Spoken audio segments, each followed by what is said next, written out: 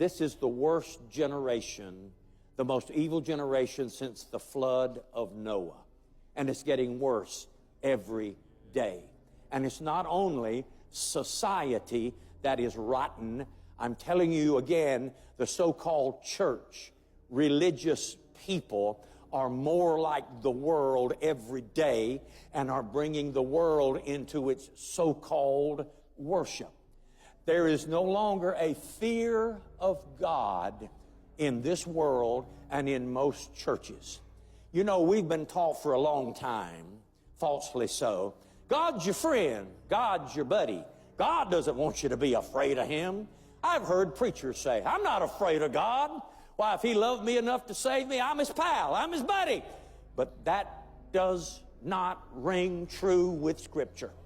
The fear of the Lord is the beginning of wisdom. And time again, ye that love the Lord, fear Him. Fear the Lord. You remember now, God has gathered the children of Israel. He's brought them across the Red Sea, and they're in the wilderness, and He's about to give them His law, His requirements. He's about to tell them, this is what makes me happy. And so they're gathered around the base of the mountain, and God booms out commandments, 10. And it is such a frightful thing. As soon as He finishes number 10, that mountain is on fire. Smoke is billowing out of it. Flashes of lightning shine forth.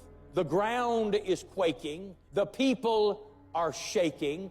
And there's this strange sound like a trumpet, like a ram's horn, that gets exceedingly loud until the people feel like their eardrums will burst. And they are so afraid. Even Moses said, I do exceedingly fear and quake at the sight of this. But God said to Moses, now go tell the people, these are the laws I want them to keep. Now listen to these words from Moses. Moses said to the people, do not fear, for God has come to test you, and that His fear may be before you, so that you may not sin.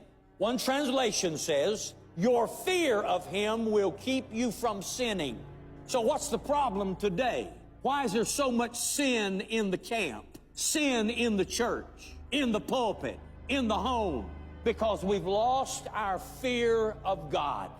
People do not believe that they're going to stand before a holy God and give an account for the life they've lived. Every one of you, all people, everybody who has ever lived on this earth will one day give an account to God for the life they lived, the words they've spoken, the things they've done. But people don't believe that anymore. That's why they sin so regularly and frivolously. They don't fear God. They don't believe that there is a holy, heavenly being that demands righteousness, holiness, and justice, and that when you stand before Him, you will be judged not by your bank account, not by where you graduated, not by how well you've done in life.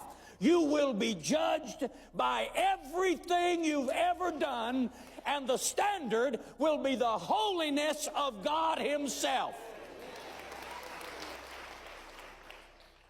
Your fear of Him will keep you from sinning. If I believe that, I will watch myself. I will flee the appearance of evil. I will not be free to look at anything. I will not run my mouth. I will not run my brother down. I will be very careful, and I will walk in purity and steadfastness because I'm walking in front of a holy God.